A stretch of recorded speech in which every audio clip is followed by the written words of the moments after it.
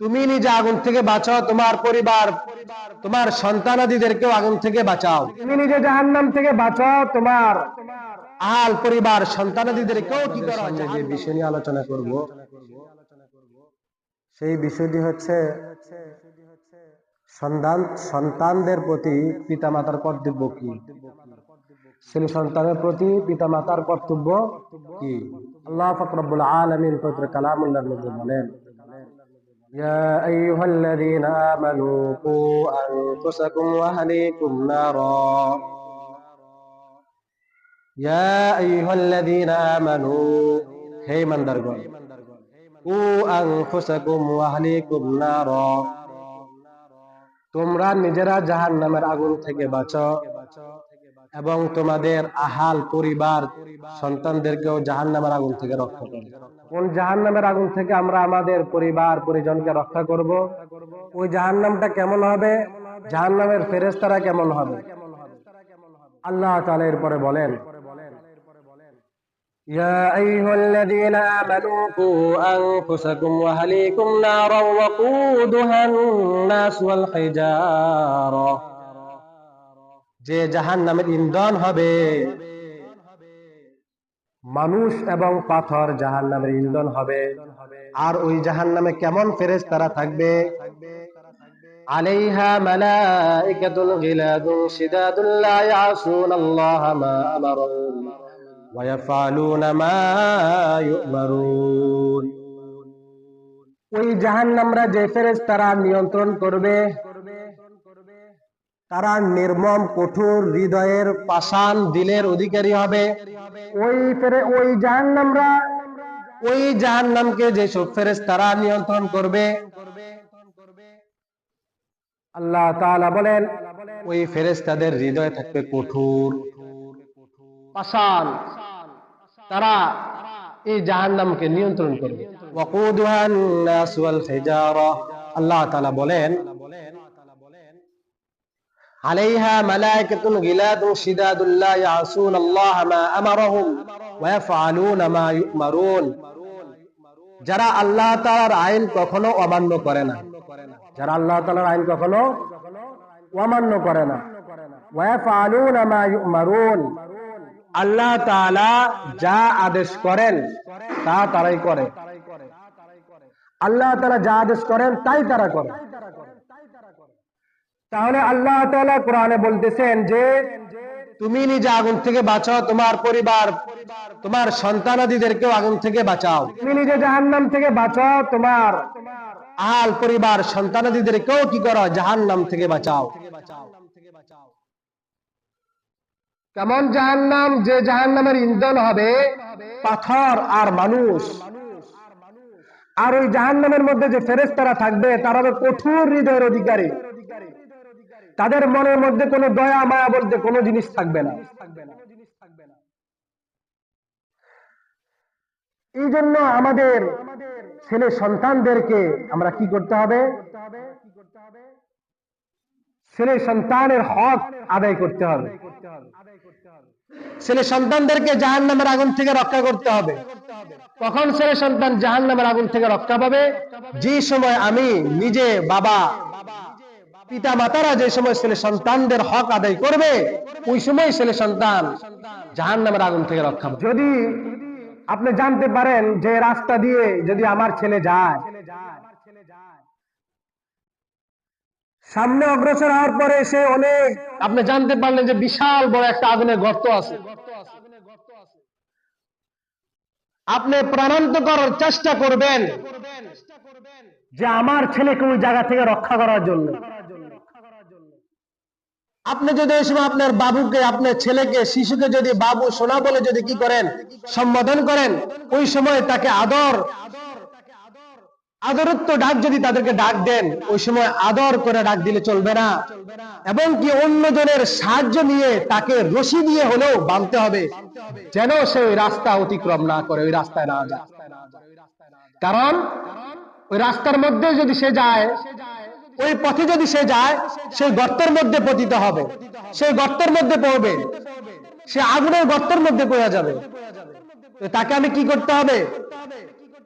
ওই আগুন থেকে, ওই আগুনের গর্ত থেকে বাঁচানোর জন্য যেমন ভাবে আমি কি করি, দুনিয়ার হাইসিয়তে যেমন ভাবে চেষ্টা করি, আমি যদি মনে করি যে আমার ছেলে যদি রাস্তা দিয়ে যায়, তাকে ডাকাত আক্রমণ করতে পারে, তার ক্ষতি হতে পারে, আমি যেরকম ভাবে জীবন বাজি হলেও আমি জানি যে ওইখান দিয়ে গেলে তার সমস্যা হবে, আমি কি করি, তাকে ওই রাস্তা থেকে যাওয়ার জন্য বারণ করি।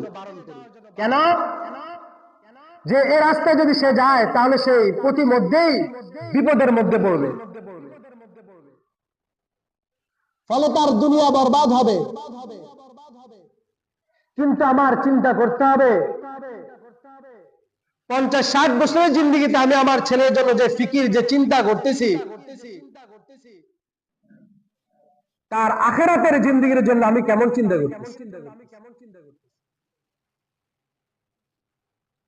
এই জন্য আল্লাহ তাআলা বলেন, তুমি নিজে আগুন থেকে বাঁচো এবং তোমার পরিবার পরিজন, তোমার সন্তানাদিদের কেউ কি করো, জাহান্নামের আগুন থেকে রক্ষা করো। আম্বিয়া আলাইহিস সালাতু ওয়াস সালাম, আমরা তো মনে করি যে আমাদের যে সময় মৃত্যু সন্নিকটে চলে আসে, আমরা যে সময় মৃত্যুর নিকটে চলে যাই, ওই সময় আমরা চিন্তা করি যে না, আমার ছেলে মেয়েদেরকে আমি দুনিয়ার ভবিষ্যৎ কিভাবে সুন্দর হয় সেগুলো তাদেরকে বাতলাইতে থাকি, তাদেরকে বলতে থাকি, ওসিয়ত করি নসিহত করি, এভাবে যদি তুমি চলো তাহলে তোমার ভবিষ্যৎ জীবন সুন্দর হবে। পক্ষান্তরে আম্বিয়া আলাইহিস সালাতু ওয়াস সালাম তারা তাদের ছেলেদেরকে কিরকম নসিহত করেছেন।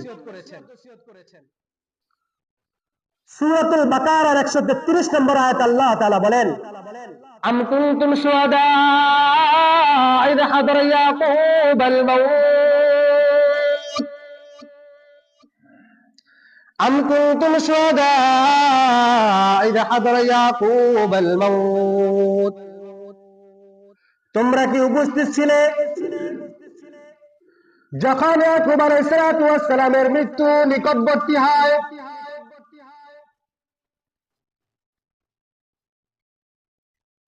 আল্লাহ তাআলা বলেন, ইয়াকুব আলাইহিস সালাতু ওয়াস সালামের ঘটনা উল্লেখ করেছেন কোরআন মাজিদের মধ্যে।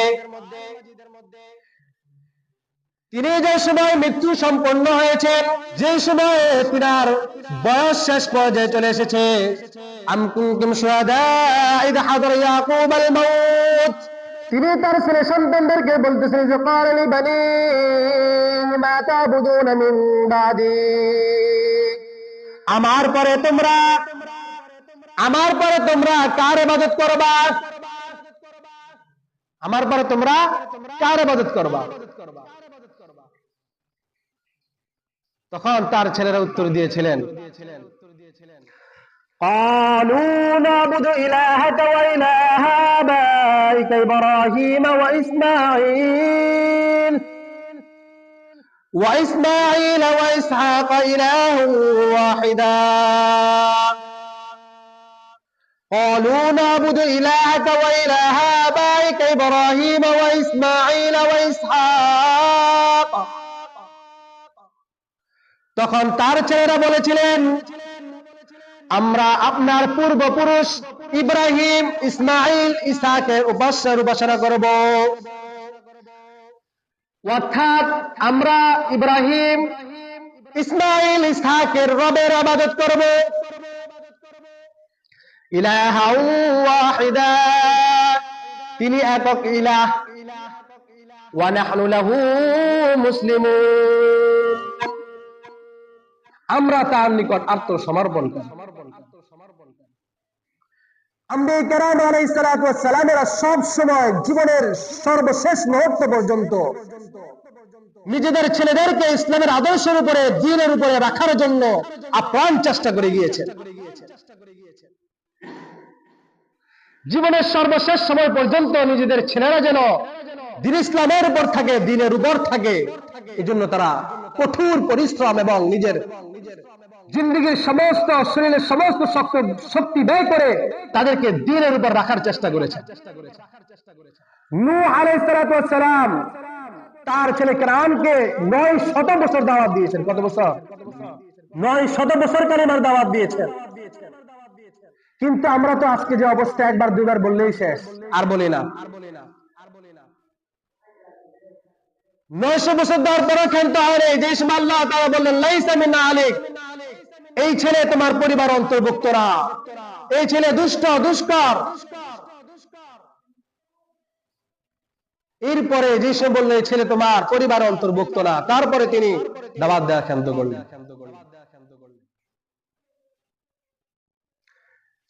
ছেলের আদেশ থেকে ছেলেকে যে আদেশ করতেন সেটা ক্ষান্ত হলেন। এই জন্যই আমি যদি আমার ছেলেকে জাহান্নামের আগুন থেকে রক্ষা করতে চাই, আমার ছেলে যদি জান্নাতের পথে নিতে চাই, আমি যদি জাহান্নাম থেকে বাঁচতে চাই, জান্নাতে যেতে চাই, তাহলে আমার ছেলেকে কি করতে হবে? দ্বীন ইলম এবং দ্বীন ইসলামের আদর্শের উপরে রাখতে হবে। ছেলে সন্তানদের হক পালন করতে হবে। হাদিসের মধ্যে আছে কুল্লুকুম রাঈন ওয়া কুল্লুকুম মাসউলুন আন রাইয়াতিহি, বুখারী শরীফের হাদিস। রাসূল বলেন কুল্লুকুম রাঈন, তোমরা প্রত্যেকেই জিম্মাদার, ওয়া কুল্লুকুম মাসউলুন আন রাইয়াতিহি, প্রত্যেকেই অধীনস্থ সম্পর্কে জবাবদিহি করতে হবে। অর্থাৎ যেরকম ভাবে আপনার নামাজের সম্পর্কে কাল কিয়ামতের মাঠে আপনাকে জিজ্ঞাসাবাদ করা হবে, আপনার হজ সম্পর্কে আপনাকে জিজ্ঞাসাবাদ করা হবে, আপনার রোজা সম্পর্কে আপনাকে জিজ্ঞাসাবাদ করা হবে, আপনার অন্যান্য কাজ সম্পর্কে আপনাকে জিজ্ঞাসাবাদ করা হবে, ঠিক তেমনই ভাবে আপনার ছেলে সন্তান সম্পর্কেও আপনাকে জিজ্ঞাসাবাদ করা হবে, কারণ আপনার ছেলে সন্তান আপনার অধীনস্থ। তো এই জন্য আমার ছেলেই আমার জান্নাতে যাওয়ার উসিলা হতে পারে, আমার ছেলে আমার জাহান্নামে যাওয়ার উসিলা হতে পারে, কারণ হতে পারে। আমি যদি আমার ছেলের ভবিষ্যৎ জীবনকে সুন্দর করতে চাই, দুনিয়া এবং আখিরাতকে সুন্দর করতে চাই, এবং ছেলের উন্নত চরিত্র গুণাবলীর অধিকারী করতে চাই, তাহলে আমাকে আমার ছেলে সন্তানকে লালন পালন করতে হবে রাসূল আকরাম সাল্লাল্লাহু আলাইহি সাল্লামের তরিকা মত। রাসূল আকরাম সাল্লাল্লাহু আলাইহি সাল্লামের তরিকা মত আমার ছেলেকে কি করতে হবে? লালন পালন করতে হবে। আমার ছেলেকে ধারাবাহিকভাবে কি করতে হবে? ছেলের হকগুলো আদায় করতে হবে। তাহলে আপনার ছেলে সুন্দর চরিত্রবান অধিকারী হবে, সুন্দর চরিত্রের অধিকারী হবে, তার দুনিয়াও সুন্দর হবে, আখিরাতও সুন্দর হবে। আর সে যদি দুনিয়াতে সুন্দর করে চলে, এই উসিলায় কাল কিয়ামতের মাঠে আপনার নাজাতের উসিলা হয়ে যেতে পারে।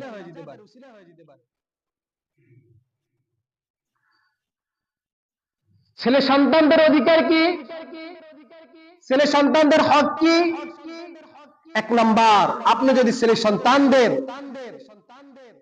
অধিকার পালন করতে চান, তাহলে প্রথমে আপনার ছেলে ভূমিষ্ঠ হওয়ার পরে, জন্মগ্রহণ করার পরে তার ডান কানে আজান, বাম কানে ইকামত দিতে হবে।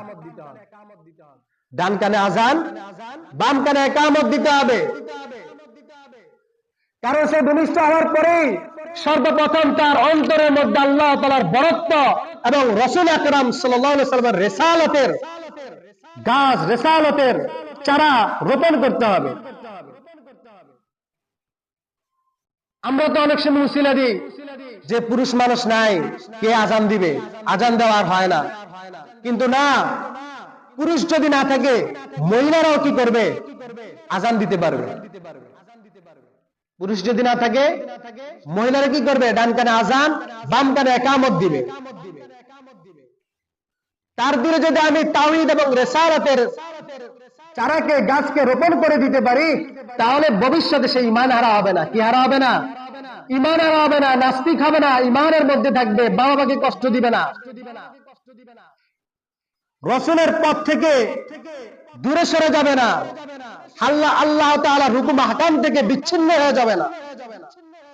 কারণ কি? তার দিলের মধ্যে, অন্তরের মধ্যে সে ঈমান, আল্লাহ তাআলার বরত্ব এবং রাসূল আকরাম সাল্লাল্লাহু আলাইহি সাল্লামের গাছকে, চারাকে রোপণ করে দেওয়া হচ্ছে। তাহলে এক নম্বরে হক কি? এক নম্বরে হক হচ্ছে, পিতামাতাদের কর্তব্য হচ্ছে সন্তান ভূমিষ্ঠ হওয়ার পরেই ডান কানে আজান, বাম কানে কি দেওয়া?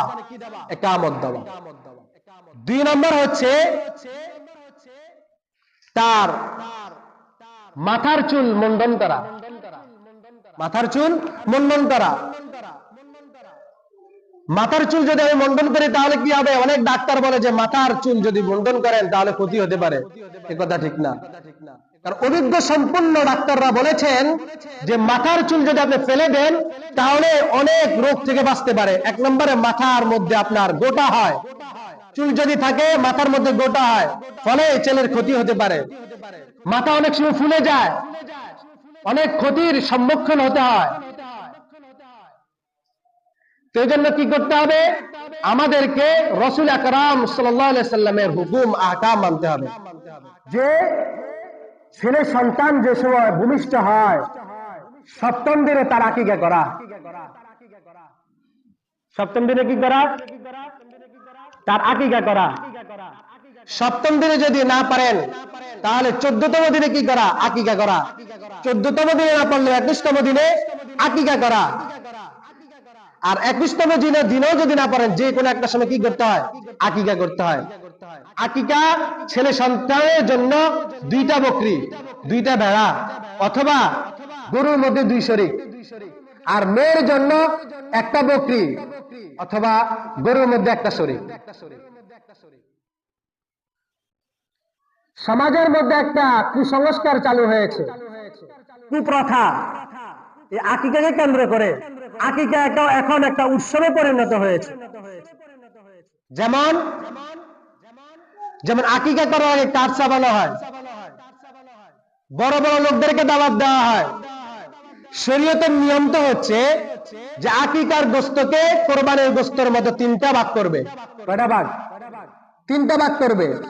এক ভাগ গরিব মিসকিনদেরকে দিয়ে দিবে, আরেক ভাগ নিজের আত্মীয় স্বজনদের জন্য রাখবে, আরেক ভাগ নিজে আহার করবে। কিন্তু বর্তমানে আমরা কি করি? কাঠ চাপিয়ে বড় বড় লোকদেরকে দাওয়াত দিই। যদিও গরিবরা তো দাওয়াত পায় না, যদিও পায় সে উপহার আনতে পারে না। ফলে কি হয়? বেচারা আর আসতেই পারে না। আর হাদিসের মধ্যে রাসূল আকরাম সাল্লাল্লাহু আলাইহি সাল্লাম বলেন, সবচেয়ে নিকৃষ্ট মানের মেহমানদারির মধ্যে মেহমানদারির খাবার হলো যেই মেহমানদারির খাবারের মধ্যে গরিবরা থাকে না, গরিবদের খাবার থাকে।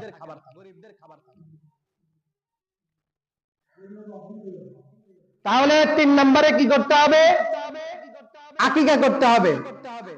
4 নম্বরে সুন্দর একটা নামকরণ করতে হবে, সুন্দর একটা নাম রাখতে হবে, আল্লাহ তাআলার গুণবাচক নাম রাখতে হবে। আব্দুর রহমান, আব্দুল্লাহ, আব্দুর রাজ্জাক, আল্লাহ তাআলার গুণবাচক নাম যদি না রাখতে পারেন তাহলে নবীদের নাম রাখবেন। নবীদের নামে যদি না রাখতে পারেন তাহলে ওলি আল্লাহদের নাম রাখবেন, যদি ছেলে হয়। আর যদি মেয়ে হয় তাহলে আমাদের আম্বিয়া কেরাম নবীদের স্ত্রীদের নাম রাখবেন। আর যদি তাও না পারেন তাহলে ভালো অর্থ যেসব নামের অর্থগুলো ভালো হয়, কারণ নামের একটা প্রভাব আছে। রাসূল আকরাম সাল্লাল্লাহু আলাইহি সাল্লামের কাছে একজন লোক আসলো। রাসূল আকরাম সাল্লাল্লাহু আলাইহি সাল্লাম জিজ্ঞাসা করলো, তোমার নাম কি? বলছে হাজম।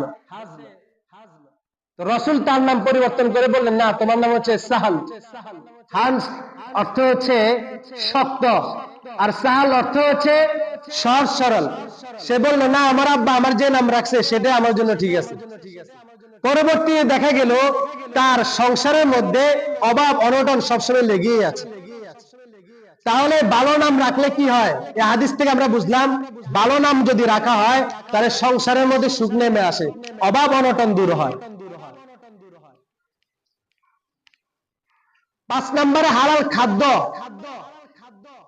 হালাল খাদ্য খাওয়ানো, হারাম খাদ্য থেকে কি রাখা? দূরে রাখা।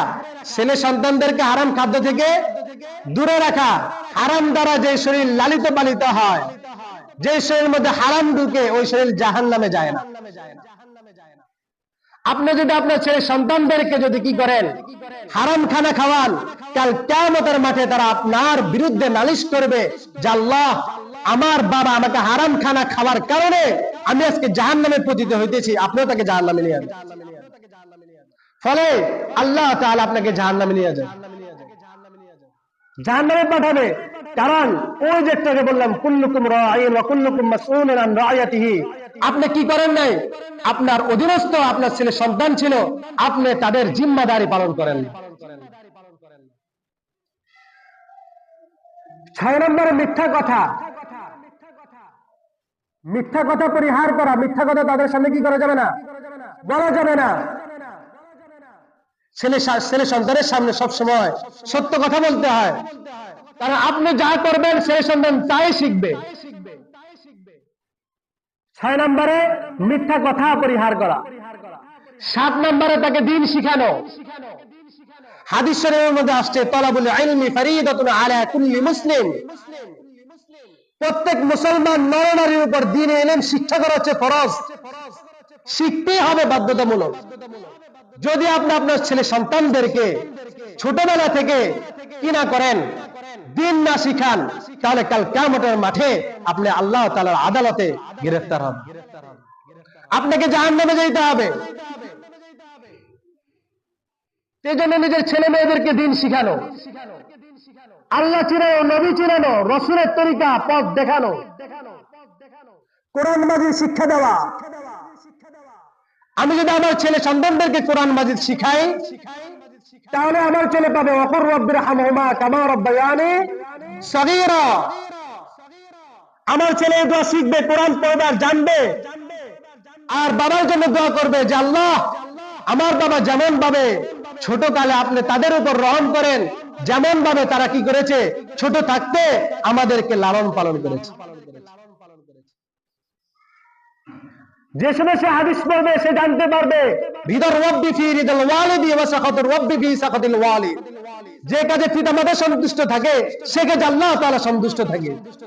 আর ওই সময় সে আপনার কথা মানতে বাধ্য হবে, কারণ আপনি তো তাকে দ্বীন শিখিয়েছেন। আপনি মৃত্যুবরণ করার পর আপনার জন্য সে দোয়া করবে, কোরআন পড়বে, নামাজ পড়বে, আপনি সদকায়ে জারিয়া পাইতে থাকবেন। তাহলে কবরেও আপনার শান্তি, কাল কিয়ামতের মাঠে এই ছেলেকে উসিলা করে আপনি জান্নাতে যাবেন। সুবহানাল্লাহ, যদি দ্বীন শিক্ষা দেন।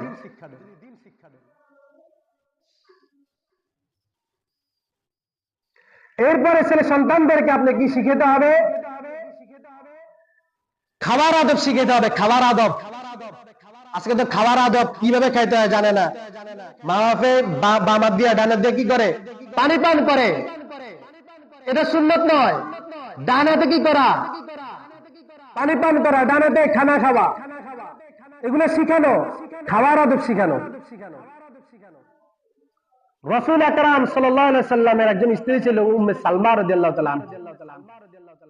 রাসূল আকরাম সাল্লাল্লাহু আলাইহি সাল্লামের বিবাহ আবদ্ধ হওয়ার আগে ওনার একটা ছেলে সন্তান ছিল। ওই ছেলের নাম ছিল আমর। এই ছেলে থেকে একটা হাদিস বর্ণনা হয়েছে। ওই ছেলে বলতেছে আমি রাসূল আকরাম সাল্লাল্লাহু আলাইহি সাল্লামের ঘরে লালিত পালিত হয়েছিলাম। আমি একবার খানা খাইতেছিলাম, তো রাসূল আকরাম সাল্লাল্লাহু আলাইহি সাল্লাম আমাকে বলতেছিলেন, আমার হাতটা প্লেটের চতুর্পাশে ঘুরতেছিল। রাসূল আকরাম সাল্লাল্লাহু আলাইহি সাল্লাম আমাকে বললেন, ইয়া গোলাম, হে ছেলে, কুল সামিল্লাহি, তুমি বলো বিসমিল্লাহ, ওয়া কুল বিয়ামিনিকা, ডান দিক থেকে খাও, ওয়া কুল মিম্মা ইয়ালিকা, এবং সামনের দিক থেকে খাও। রাসূল আকরাম সাল্লাল্লাহু আলাইহি সাল্লাম খানা খাওয়ার আদব শিখিয়েছেন। এরপর আপনি ছেলে সন্তানদেরকে শিখাবেন। এটি হচ্ছে ছেলে সন্তানদের কর্তব্য। ছেলে সন্তানদেরকে বয়স হলে খাতনা করানো। কি করানো? খাতনা করানো। এটা হক, পিতামাতার হক। এরপরে তাদেরকে নামাজের তাকিদ দেওয়া। ছেলে সন্তানদের কি করা? নামাজের তাকিদ দেওয়া। রাসূল আকরাম সাল্লাল্লাহু আলাইহি সাল্লাম হাদিসের মধ্যে বলেন, মুরু আওলাদাকুম বিসসালাতি ইযা বালাগু 7 সিনিন, মুরু আওলাদাকুম বিসসালাতি ইযা বালাগু 7 সিনিন। হে আমার উম্মতেরা, হে আমার উম্মতেরা, তোমাদের ছেলে সন্তান, ছেলে হোক অথবা মেয়ে হোক, যখন তাদের বয়স 7 হবে ওই সময় তাদেরকে নামাজ শিক্ষা দাও। ওই সময় তাদের কি করো? তাদেরকে নামাজের আদেশ করো। মুরু আওলাদাকুম বিসসালাতি ইযা বালাগু 7 সিনিন ওয়াদরিবুহুম ইযা বালাগু 10। যে সময় তাদের বয়স 10 বছরে পৌঁছায় ওই সময় তাদেরকে প্রহার করো, বেতরাঘাত করো নামাজ পড়ার জন্য। এটা হচ্ছে পিতামাতার কর্তব্য। কিন্তু আজকাল তো আমরা নিজেরা নামাজ পড়ি, আমাদের ছেলে সন্তানদের খবর থাকে না। এটাই তো আল্লাহ পাক রব্বুল আলামিন পবিত্র কালামুল্লাহর মধ্যে বলেন সূরা তাহরীমের মধ্যে 6 নম্বর আয়াতে, ইয়া আইয়ুহাল্লাযীনা আমানু কু আনফুসাকুম ওয়া আহলিকুম নারা ওয়াকুদুহান নাস ওয়াল হিজারা। হে ইমানদারগণ, তোমরা নিজে আগুন থেকে বাঁচো, তোমার পরিবার পরিজন, তোমার ছেলে সন্তানদেরকে জাহান্নামের আগুন থেকে রক্ষা করো। আমি আমার ছেলেকে নামাজের তাকিদ দিব, এটা আমার কর্তব্য, এটা আমার দায়িত্ব। আমি যে সময় এই দায়িত্বগুলো পালন করব ওই সময় আমার ছেলে একজন আদর্শ ছেলে হবে, ওই সময় আমার ছেলে উন্নত চরিত্রের অধিকারী হবে। আর যে সময় আমি কি করব, আমার ছেলে সন্তানদেরকে কি করব না, এইসব দায়িত্বগুলো পালন করব না, ওই সময় আমার ছেলে সন্তান বেলাইনে চলতে থাকবে, নামাজ কালাম পড়বে না এবং বেদিনের সাথে চলাফেরা করতে থাকবে। আর ওই সময় কাল কিয়ামতের মাঠে আল্লাহ তাআলার কাছে আমাকে জবাবদিহি করতে হবে। এরপরে পিতামাতার আরেকটা কর্তব্য হচ্ছে ছেলে সন্তানদেরকে আপনার খারাপ পরিবেশ থেকে দূরে রাখা। খারাপ পরিবেশ থেকে কি করা? দূরে রাখা। আল্লাহ পাক রব্বুল আলামিন পবিত্র কালামুল্লাহর মধ্যে বলেন, ইয়া আইয়ুহাল্লাযীনা আমানুত্তাকুল্লাহ ওয়া কুনু মা'আস সাদিকিন। ইয়া আইয়ুহাল্লাযীনা আমানুত্তাকুল্লাহ, হে ইমানদারগণ, ইত্তাকুল্লাহ, তোমরা আল্লাহ তাআলাকে ভয় করো, ওয়া কুনু মা'আস সাদিকিন, এবং সত্যবাদীদের সাথে চলাফেরা উঠা বসা করো। তাহলে খারাপ পরিবেশ থেকে দূরে রাখা, ভালো পরিবেশে কি করা? ছেলে সন্তানদেরকে রাখা। তাহলে ভালো পরিবেশে যদি আমি আমার ছেলে সন্তানদেরকে রাখি, এই জন্য কবি বলেন সুহবতে সালিহ তোরা সালিহ কুলাদ, সুহবতে তালিহ তোরা তালিহ কুলাদ। সৎ সঙ্গে স্বর্গবাস, অসৎ সঙ্গে সর্বনাশ। আমি যদি কি করি, আমার ছেলে সন্তানদেরকে ভালো পরিবেশে রাখি, আমি যদি আমার ছেলে সন্তানদেরকে মন্দ পরিবেশ থেকে দূরে রাখি, তাহলে আমার ছেলে কি হতে পারবে? একজন জান্নাতের মানুষ হতে পারবে, একজন আদর্শ ছেলে হতে পারবে। ইসলামের আদর্শে আমার ছেলে আদর্শিত হতে পারবে। আর ওই সময় আমি আমার কর্তব্যগুলো পালন করতে পারবো। এই জন্য রাসূল আকরাম সাল্লাল্লাহু আলাইহি ওয়াসাল্লাম হাদিসের মধ্যে বলেন, কুল্লুকুম রাঈন ওয়া কুল্লুকুম মাসউলুন আন রা'য়াতিহি। প্রত্যেকেই প্রত্যেকের জিম্মাদার, আর প্রত্যেকেই তার অধীনস্থ সম্পর্কে কি করতে হবে? জবাবদিহি করতে হবে। আপনি যে সময় কর্তব্যগুলো পালন করবেন, ওই সময় এরপরেও যদি তারা কি করে, আপনার কথা বার্তা না শুনে, আপনি আপ্রাণ চেষ্টা করবেন, এরপরেও যদি না শুনে, তাহলে তার কিছু করার নেই। এই জন্য 1 নম্বরে কি করা? পিতা মাতার জন্য ছেলে সন্তানের কর্তব্য 1 নম্বর হচ্ছে ডান কানে আযান, বাম কানে কি দেওয়া? ইকামত দেওয়া। 2 নম্বরে মাথা মুন্ডন করা। মাথা মুন্ডন করার পরে যতটুকু চুল হয় এই পরিমাণ চুল ওজন করে রূপা সদকা করা। এই পরিমাণ রূপা ওজন করে কি করা? সদকা করা। অথবা ওই পরিমাণ রূপার টাকা কি করা? সদকা করা। আর হাদিসের মধ্যে আসছে, আপনি যদি কি করেন? সদকা করেন, যে সদকা আপনার বালা মুসিবতকে দূরে নিয়ে যায়। 3 নম্বরে সুন্দর একটা নাম রাখা। ছেলে কি করা? সুন্দর একটা নাম রাখা। আপনার 4 নম্বরে ছেলে সন্তানের আকিকা করা। সন্তানদের কি করা? আকিকা করা। 5 নম্বরে আপনার হারাম খাদ্য থেকে তাদেরকে দূরে রাখা। 6 নম্বরে মিথ্যা কথা পরিহার করা। 7 নম্বরে দিন শিখানো। 8 নম্বরে খানার আদব শিখানো। 9 নম্বরে আপনার খতনা করানো। 10 নম্বরে নামাজের তাকিদ দেওয়া। 11 নম্বরে কি করা? 11 নম্বরে মন্দ পরিবেশ থেকে তাদেরকে দূরে রাখা। 12 নম্বরে সবচেয়ে থেকে ইম্পর্টেন্ট, যেটা গুরুত্বপূর্ণ যে বিষয়টা, সেটা হচ্ছে আপনার ছেলে সন্তানদের জন্য ভালো একটা মা নির্বাচন করা।